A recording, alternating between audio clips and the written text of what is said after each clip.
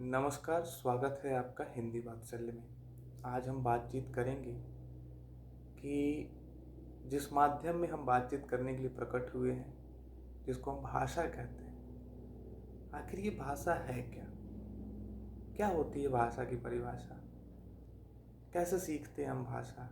किस तरह का इसका स्वरूप होता है? क्या क्या इसके अंग होते हैं? क्या इसके तत्व होते हैं? क्या घटक होता है? विद्वानों ने क्या सोचा है भाषा के बारे में?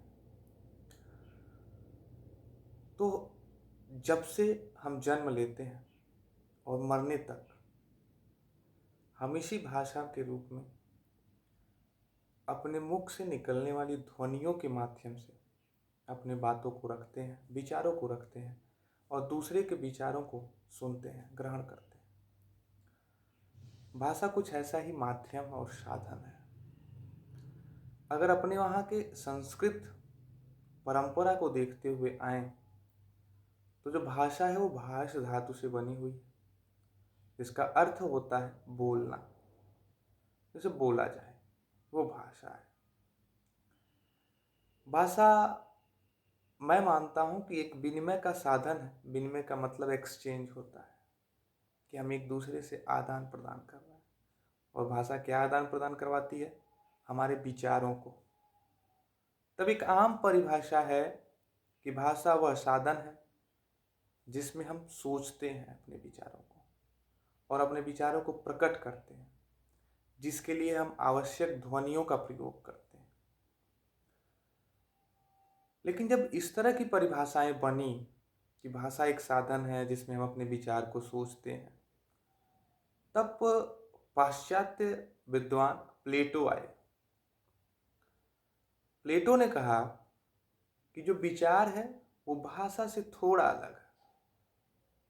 प्लेटो अपने सोफिस्ट नामक लेख में लिखते हैं कि जो विचार और भाषा है वो थोड़ा एक दूसरे से अंतर पर है।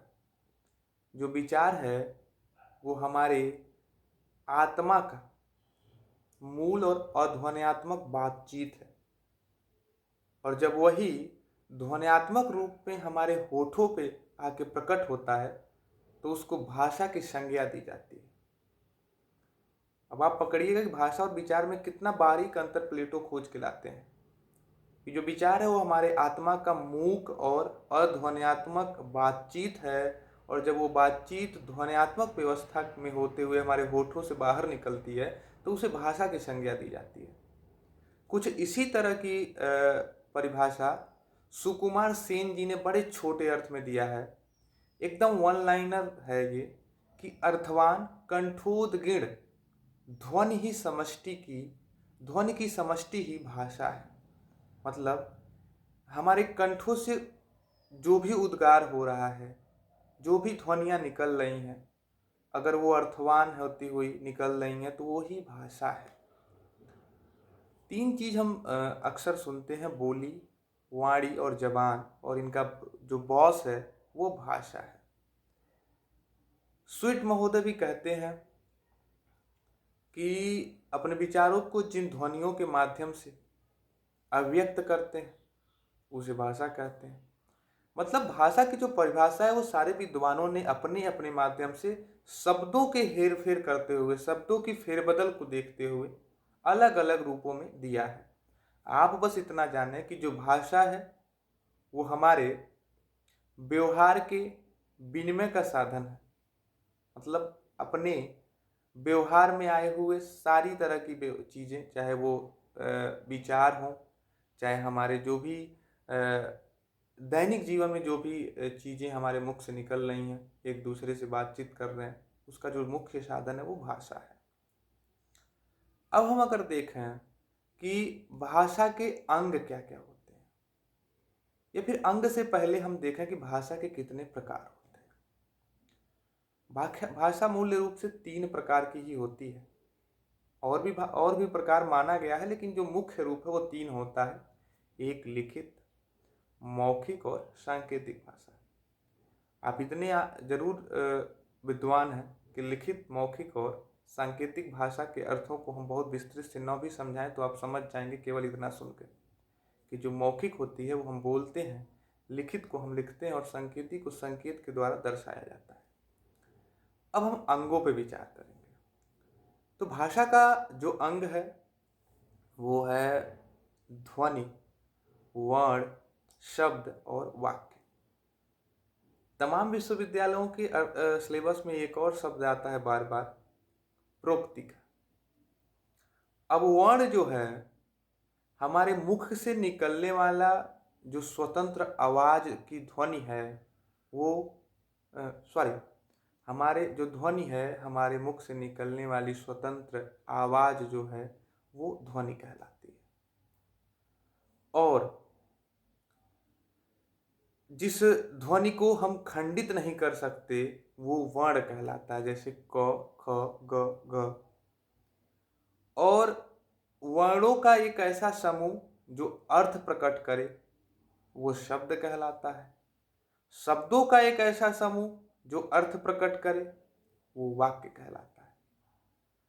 और तमाम वाक्यों का एक समुच्चय होता है जिसे हम प्रोक्ति कहते हैं। अब प्रोक्ति है क्या?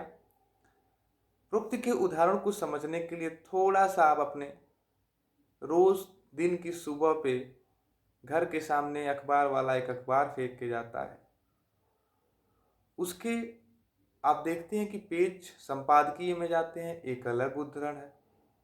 आप खेल जगत में जाते हैं, एक अलग उद्धरण है। तो वो जो उद्धरण है, जो तमाम अर्थ से भरे हुए वाक्यों का एक समुच्चय लिए हुए है, वही प्रोक्ति है।